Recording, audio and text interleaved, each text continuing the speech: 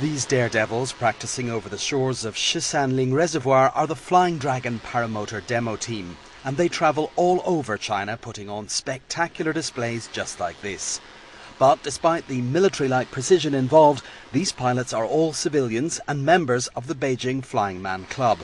For some it may come as a surprise that air sports like this are practiced in China, but here, as everywhere else, there are always those who pine for the skies. Still, private aviation in China is in its infancy, and for most Chinese people, the only contact with flying will be as passengers on commercial flights. However, here on the picturesque shores of the reservoir just beside the famous Ming Tombs north of Beijing, a group of enthusiasts hopes to change all that. Li Jianming, manager of the airfield, says interest in this type of flying is growing.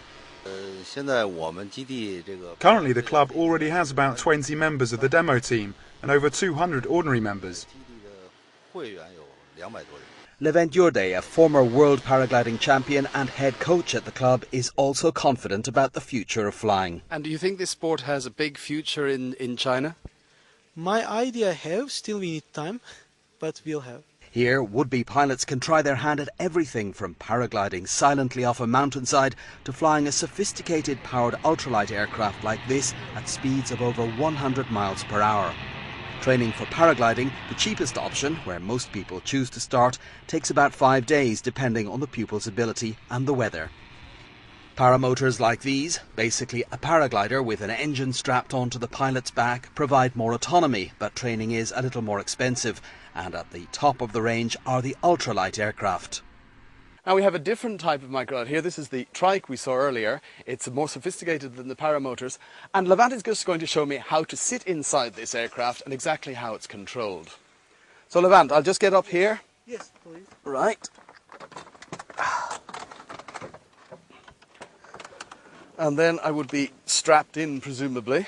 Yes, exactly like right. This. Here at Shisanling, flying is limited to a 1.5 mile radius from the centre of the field and up to a height of about 2,000 feet. However, according to Levent, this is not a problem and relations with the authorities are good. And for special events, such as the 2007 Paramotor World Championships, which were held right here, that relationship can pay dividends. Then special flying permits were issued, and in fact a section of the competition took place over the Great Wall. In 2007 we held the 5th World Championships here. We had representatives from over 20 countries and more than 300 competitors in all. We also had a lot of reporters covering the event. The French journalists said the flying over the Great Wall was spectacular. Currently there are around 3,000 holders of FAI paragliding or ultralight licenses in China and about 200 centres around the country. So while you may not be able to fly yourself home just yet, those interested in joining these magnificent men and women in their flying machines shouldn't have to travel too far. Fergus Thompson, BON.